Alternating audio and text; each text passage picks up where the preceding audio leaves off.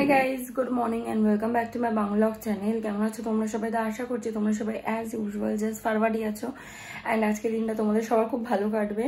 তো এই just gym থেকে এলাম। আমি এখন অল্টারনেটিভ ডেজ করে কার্ডিও করছি আর বাকি অল্টারনেটিভ ডেজগুলোয় ওয়েট ট্রেনিং করছি বিকজ ওয়েট লুজ করতে হবে and I can see the results. এখন কিছু বলবো না, আস্তে আস্তে আরও কমুক, তারপর তোমরা নিজেরাই বুঝতে পারবে যখন গাল ফাল আরও ভেঙে যাবে, ডাবল চিনটা কমে যাবে। ইয়েস, আই হ্যাভ ডাবল চিন, ওটাও কমে যাবে।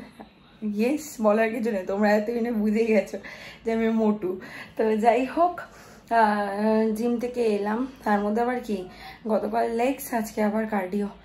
পুরো পাগল হয়ে যাচ্ছে, পা বিশাল ব্যথা, মানে কোথাও বসতে হলে চেয়ার ফেয়ারে বসতে হলে যে পাটা বেন্ড করতে হচ্ছে না, মনে হচ্ছে জীবনটা বেরিয়ে যাচ্ছে। তো যাই হোক, জিম থেকে এলাম, হালকা একটু রেস্ট নিলাম, নিয়ে স্নান টান করে ফ্রেশ হয়ে পুজো দিলাম ঠাকুরকে দিয়ে এবার লাঞ্চ করবো। তার আগে ভাবলাম যে ব্লগটা স্টার্ট করে নিই আজকে। তো চলো, without further delay let's start today's video. I hope কি আজকের ব্লগটা দেখতে তোমাদের সবার খুব ভালো লাগবে। পোস্ট লাঞ্চ আর কোনো ভিডিও করা হয়নি, তো এই জাস্ট ঠাকুরকে সন্ধে দিলাম, দিয়ে রেডি হয়ে আমি এখন বেরোচ্ছি, বাড়ি যাচ্ছি।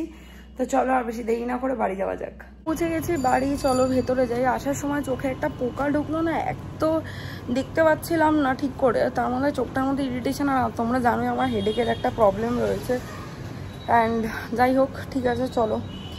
চোখে কিছু হলে খুব সমস্যা হয়, চোখে আর মাথার তালুতে আমার কিছু আমি হলে সহ্য করতে পারি না, মাথা ইনস্ট্যান্ট ধরে যায় আমার, তো অস্বস্তি হচ্ছে চোখটায়। তো চলো ভেতরে যাই, গিয়ে দেখি বাবা মা কী করছে। ফ্ল্যাটে চলে এসেছি। বাড়িতে তো এমনি নর্মাল টাইমে ব্লগ খুব একটা আমি করি না, কারণ সারাদিন পরে যাই একটু মায়ের সাথে গল্প আড্ডা করি। ব্লগে দেখানোর মতন কিছু থাকলে নিশ্চয়ই দেখাই, বাট গল্প করলে আর সেটা কি দেখাবো। তো যাই হোক, আজকে মা আমাকে জোর জবরদস্তি নেল পলিশ পরিয়েছে হাতে, বলছে যে পুজোর আগে নখগুলো ফাঁকা আর নখে নেল পলিশ পরলে নাকি নখ কম ভাঙে, এটা আমার মায়ের বক্তব্য। কালকে এই হাতেও পড়েছি, কালকে এই আঙ্গুলের নখটা ভেঙে গেছে। তো যাই হোক, মা ওই জন্যই বললো যে পরে নে, পরলে আর নখ ভাঙবে না। তো ওই জন্য আজকে আমি ফাইনালি পরে নিয়েছি মায়ের নেল পলিশ। মোটামুটি লাগছে, ভালোই লাগছে, খারাপ না। তো যাই হোক, তারপরে ওখান থেকে স্ট্রেট বাড়ি আসে। আমার কলেজের সামনে একটা এক্সিবিশন হচ্ছে, ভেবেছিলাম মার সাথে যাব, কিন্তু মা না থাকলে বিকেলবেলা আমি যে বেরোই টুকটাক, একা বেরোতে ইচ্ছা করে না খুব একটা। তবে দেখি আগামী দিন লাস্ট দিন একবার চেষ্টা করব যাওয়ার, কারণ দেখেছি ওখানে গাছও বসবে, তো গাছটা দেখার জন্য মেনলি আমার যাওয়ার ইচ্ছে।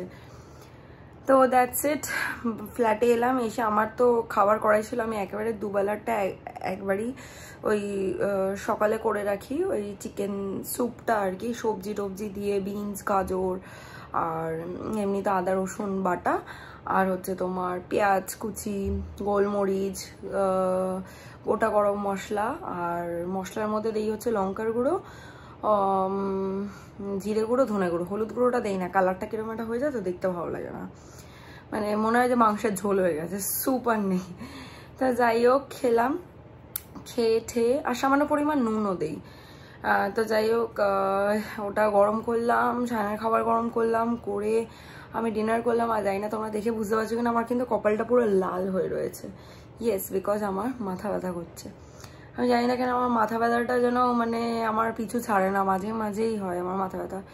আর আমি বেশি বেশি করে অমৃতাঞ্জন দিয়ে রাখি, অ্যাকচুয়ালি অমৃতাঞ্জন না, ইউজ করেছি হচ্ছে ঝান্ডু রেড বামটা, ওই জন্য কপালটা লাল হয়ে আছে। তো যাই হোক চলো, কিছুক্ষণ পরে ব্লগ করছি, দেখতে থাকো আর সঙ্গে থাকো। High guys, good morning. কাল রাতে আর ব্লগটা কন্টিনিউ করা হয়নি, সকাল সকাল আজকে উঠে গেছি, বিকজ আজকে মাকে নিয়ে যাবো ডক্টরের কাছে। আজকে প্লেটসগুলো দেখে ফাইনালি বলবে কি করা উচিত, এখন কি করণীয় রয়েছে নেক্সট। আর এদিকে টুকটাক কাজবাজ সেরে আমি এখন স্নানে যাচ্ছি, বিকজ ডক্টর ওখানে ইনকেস যদি টাইম বেশি লাগে তাহলে আমি স্নানটা মানে তাহলে আমার তাড়াহুড়ো থাকবে না, স্নান পুজোটা করে দিয়ে বেরোলেই হবে। তা এখন আমি স্নানে যাওয়ার আগে লাস্ট আমার 1 কাপ গ্রিন টি খাচ্ছি, খেয়ে এবার আমি স্নানে যাবো। স্নান টান করে পুজো দিয়ে নিলাম, এবার বেরোচ্ছি, গিয়ে মাকে নিয়ে, মাকে পিক করে তারপর ডাক্তারের ওখানে যাব। যেমনটা তোমরা জানো যে মাকে নিয়ে ডক্টরের ওখানে যাওয়ার কথা, তো গেছিলাম রিপোর্টসগুলো চেক করাতে, because Thursday I guess test হয়েছিল অ্যান্ড ফ্রাইডে ইভিনিংয়ে রিপোর্টস পেয়ে গেছিলাম। তো আমরা ততটাই রিপোর্টটা দেখে বুঝি যারা আমরা নন মেডিকেল পার্সন, যতটা কিনা ক্লিয়ার ইংলিশে লেখা থাকে, কিন্তু অনেক সময় অনেক কিছু মেডিকেল টার্মসে লেখা থাকে বা অনেক ওয়ার্ডস ইউজ হয় যেগুলো হয়তো যারা এগুলো নিয়ে মানে পড়াশোনা করেছো তারাই জানে। আমাদের মতন নন মেডিকেল পার্সনের পক্ষে সেটা বোঝাটা সম্ভব না। সো যেমনটা আমি তোমাদেরকে বলেছিলাম যে মায়ের 2টো ফ্র্যাকচার বলেছিলাম আই গেস, তো ওটা 2টো ফ্র্যাকচার না, ফ্র্যাকচারটা 2বার লেখা ছিল। সো আই থট কি 2টো ফ্র্যাকচার, বাট অ্যাকচুয়ালি একটাই ফ্র্যাকচার। অ্যান্ড যেটা মায়ের হয়েছে, লিগামেন্ট ছেড়ে নি, মায়ের লিগামেন্টটা স্ট্রেচড আউট হয়ে গেছে, মানে অনেকটা ইলাস্টিকের মতন লুজ হয়ে গেছে, ঠিক আছে এইটা। আর আরেকটা যেটা লেখা ছিল সেটা হচ্ছে সিস্ট লেখা ছিল মায়ের, তো সাথে আরও অনেক কিছু লেখা ছিল, সামথিং অস্টো বা কিছু OST দিয়ে এরকম কিছু একটা ওয়ার্ড লেখা ছিল। সো আই ডোন্ট রিমেম্বার ওয়ার্ডটা এক্স্যাক্টলি কী ছিল, মেবি হয়তো রিপোর্টটা এখন যদি আবার দেখি খুলে তাহলে হয়তো ওয়ার্ডটা বলতে পারবো। একটা মিনিট দাঁড়াও, আমি তোমাদেরকে বলি বরঞ্চ।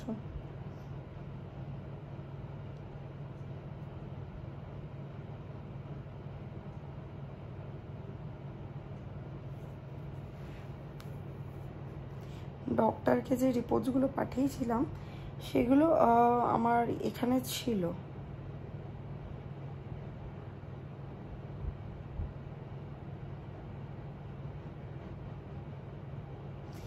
এখানে সিস্টই শো করছে, বাট সিস্টের সাথে কি ধরনের সিস্ট সেটাও লেখা রয়েছে, বাট আমি ঠিক বুঝতে পারছি না।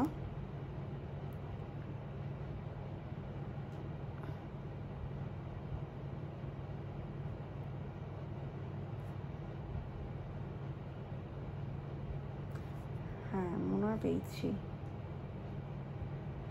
Subchondral cyst. যাই হোক, হ্যাঁ আরও অনেক কিছুই লেখা রয়েছে, সেগুলো আমি আর পড়ছি না। তো এই তো মানে বেসিক্যালি যখন ডাক্তারকে আমি রিপোর্টসগুলো পাঠাই, তো তখন আমাকে ডক্টর বলে যে তুমি একবার সোমবার দিন প্লেটগুলো নিয়ে আসো, মানে MRI আর এক্সরে প্লেটগুলো। আচ্ছা বাই দ্য ওয়ে, আমি শুয়ে ভিডিওটা এই কারণে করছি বিকজ আমার সাংঘাতিক হেডেক হচ্ছে, যে সকালে শ্যাম্পু করে পুজো দিয়ে তারপর মাকে নিয়ে বেরিয়েছিলাম, তো আর ভেজা চুলটা শুকোতে পারিনি। এবার যেহেতু শুকায়নি, তো রোদ লেগে আমার মাথাটা ধরে গেছে, আর কয়েকদিন ধরে একটু আমার মাথা ব্যথার একটা টেন্ডেন্সি যেহেতু চলছে, তো হালকা কিছু হলে আমার এরকম সময় মাথাটা ধরে যায় আর কি। তো যাই হোক, আমি এর থেকে আর ইভেন আমি সিস্টো যে হয়েছিল বা রিপোর্টে এরকম কিছু যে লেখা আছে আমি সেটাও তোমাদেরকে মেনশন করিনি, because I didn't wanted to, মানে বিকজ আই ওয়াজন্ট শিওর কি জিনিসটা এক্স্যাক্টলি কি। তো যাই হোক, ডাক্তার বলেছিল সোমবার দিন প্লেটসগুলো নিয়ে যেতে, তো আজকে MRI তারপরে এক্সরে রিপোর্ট হানাতানা এগুলো নিয়ে যখন গেলাম, তো ডাক্তার বলছে একটা টিউমার, ওটা অ্যাকচুয়ালি সিস্ট না, ওটা একটা টিউমার। অ্যান্ড ডক্টর MRI রিপোর্টটা ওই যখন একটা লাইটের একটা ইয়ের মধ্যে রেখে তখন দেখায় না, তো দেখালো মায়ের পায়ে ঠিক এরকম সাইজের একটা টিউমার হয়েছে, মানে জাস্ট এরকম সাইজের। অ্যান্ড এটা হয়েছে কোথায়, আমাদের পায়ের যে গিট থাকে গিটের ওপরে, মানে জাস্ট একদম পায়ের মানে গোড়ালির ওপরে অনেকটা ওপরে এরকম সাইজের একটা টিউমার হয়েছে। সো ডক্টর অ্যাজ ইউজুয়াল তো কেউই বলতে পারে না whether it's harmful or not, বা we should be worried about it or not. তো সেই কারণে পরশু দিন একটা বায়োপসি দিয়েছে মাকে। অ্যান্ড আমরা সত্যি এটা এক্সপেক্ট করিনি, মানে একটা মানুষ সুস্থ সে জাস্ট পড়ে গেল। তবে মায়ের এই জিনিসটা আগে থেকে হতো, আমি হয়তো একটা ভিডিওতে বলেছিলাম 2-3টে ভিডিও আগে বা 2টো ভিডিও আগে, যে মায়ের ছোটোবেলায় এরকম গিটে কিতকিত খেলতে গিয়ে ইট লেগেছিল, অ্যান্ড যেই কারণে মায়ের গিটটা তখন কিছু হয়নি, এখন বেরিয়ে আসছে। তো অ্যাকচুয়ালি সেটা সেই জন্য হয়নি, সেটা অ্যাকচুয়ালি আগে যে ডাক্তার দেখিয়েছিল সেই ডাক্তার আর কি এই কথাটাই বলেছিল। সো তখন যদি সে বলে দিত তাহলে হয়তো মানে টিউমারটা এতটা বড়ও হতো না, তো অনেক ছোটো অবস্থায় ওটাকে হয়তো মানে এক্সট্র্যাক্ট করে নেওয়া যেত। তো যাই হোক, এবার আর কি করা যাবে। এখন ফ্র্যাকচারটা ভাগ্যিস হলো, আমি সত্যি বলবো ভাগ্যিস হলো, মা ভাগ্যিস পড়ে গেছিলো, নাহলে আমরা হয়তো মানে এই ব্যাপারটা নিয়ে আর ডাক্তার দেখাতামও না, আর জানতেও পারতাম না যে মায়ের পায়ে একটা টিউমার হয়েছে। তো যেহেতু পরশুদিন বায়োপসি হবে, তো তার আগে কয়েকটা প্রিলিমিনারি যে বেসিক টেস্ট, যেগুলো ম্যান্ডেটরি টেস্ট থাকে না অপারেশনের আগে, সেই টেস্টগুলো আমি একেবারে ওখান থেকে সোজা ক্লিনিক থেকে, ডক্টর চেম্বার থেকে সোজা প্যাথ ল্যাবে গিয়ে, যেরকম ধরো মায়ের ব্লাড টেস্ট, তার মধ্যে সুগার, হ্যানা তেনা আরও অনেক কিছু ছিল, আমার এক্স্যাক্টলি মনে নেই, তারপরে ব্লাড গ্রুপ টেস্ট, তারপরে ইসিজি, ইকোকার্ডিওগ্রাফি, তারপর চেস্ট এক্সরে, এরকম প্রচুর জিনিস ছিল, সুগারের জন্য ব্লাড, আরও অনেক কিছু ছিল। তো সব টেস্ট ফেস্ট করিয়ে মাকে বাড়িতে ড্রপ করে, মা তো প্রচণ্ড কান্নাকাটি করছে যখন থেকে শুনেছে টিউমারটা এত, মানে ডাক্তার দেখিয়েছে এরকম একটা সাইজ, আর তার থেকে বড় কথা যখন থেকে বায়োপসি দিয়েছে, বায়োপসি টেস্ট দিয়েছে। তো পরশুদিন মানে ওয়েডনেসডে মায়ের বায়োপসি টেস্ট হবে। অ্যান্ড বায়োপসি টেস্ট বলবো না, বায়োপসি হবে বলবো, কারণ ইটস বেসিক্যালি একটা ছোট্ট কাট করে, যেটা আর কি বোন ম্যারোটা বার করে, আমি যতদূর শুনেছি, বা মানে হয়তো এদিক ওদিক হয়ে যেতে পারে, বিকজ আমি খুবই ব্যাপারটা নিয়ে এখন টেনশনের মধ্যে আছি, হয়তো একটু মানে অগোছালোভাবে তোমাদেরকে বলছি। সো হবে ওখান থেকে, ওটা আমরা একটা প্যাথ ল্যাবে পাঠাবো টেস্ট করতে। সেটা টেস্টের রিপোর্টটা আসলে আমরা বলতে পারবো whether it's cancerous or not, and কবে অ্যাকচুয়ালি টিউমারটা এক্সট্রাক্ট হবে। অ্যান্ড নট অনলি দ্যাট, ওই টিউমারটা বড় হতে হতে আমাদের পায়ের দুটো হাড় থাকে, একটা ছোট, একটা সরু, একটা মোটা। সরু হাড়টাকে পুরো ড্যামেজ করে দিয়েছে টিউমারটা, সাথে সরু হাড়টা সরু নেই, মোটা হয়ে গেছে। অ্যান্ড হয়তো হাড়টাকে বাদ দিতে হতে পারে, অ্যান্ড প্লেট বসানো বা কিছু একটা এরকম কি একটা, আর না হলে কি বললো, একটা ডিকনস্ট্রাকশন না কি বললো, I really don't remember the term, but এরকমই কিছু একটা ডিকনস্ট্রাক্ট বা কিছু একটা বলেছিল, তো এরকমই কিছু একটা হবে। But everything depends on the biopsy report. তো যদি বায়োপসি রিপোর্ট ঠিকঠাক হয়, মানে যে বুঝতে পারে ডক্টর যে the tumour is not harmful, তাহলে মেবি হয়তো পুজোর পর টিউমারের জন্য, মানে টিউমারটাকে বাদ দেওয়ার জন্য একটা ওটি হবে, অ্যান্ড পুজোর পর আর কি। আর যদি ইটস হার্মফুল মানে বোঝা যায় রিপোর্ট দেখে, দেন নেক্সট উইকে হবে। So that's how it is. এইসব শোনার পর থেকে আমার আরও শরীরটা খারাপ লাগছে।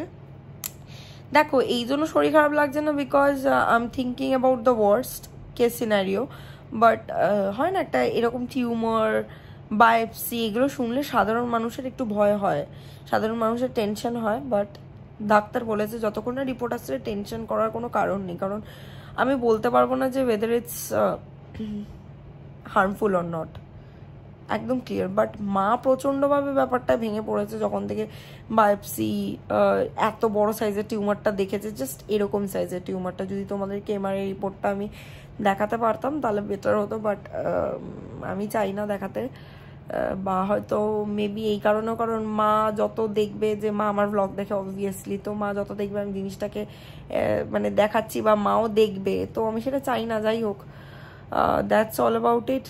বাড়িতে এলাম, যাওয়ার আগে তো পুজো টুজো দিয়ে গেছিলাম, এসে আর তো লাঞ্চ করিনি, কারণ মাকে যে ড্রপ করে মাকে খাইয়ে দিয়েছি তখনই মায়ের প্লেট থেকে 2 গরস খেয়ে নিয়েছি আমি ভাত।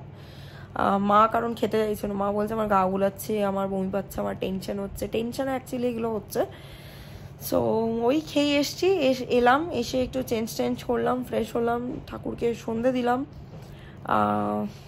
তারপর এবার একটু শুয়ে আছি বিকজ মাথাটা খুব ব্যথা করছে। এবার বেরোবো, বাড়ি যাবো আবার, কারণ মা একা রয়েছে, বাবাও যদিও চলে আসবে কিছুক্ষণের মধ্যে। তো যাই হোক, that's all about today's video. আশা করছি তোমাদের ভালো লেগেছে। Please pray for my mother, যেন বায়োপসি রিপোর্টটা নর্মাল আসে, সুপার নর্মাল আসে, অ্যান্ড দ্যাটস ইট। তো লাইক করে দিও, টাটা।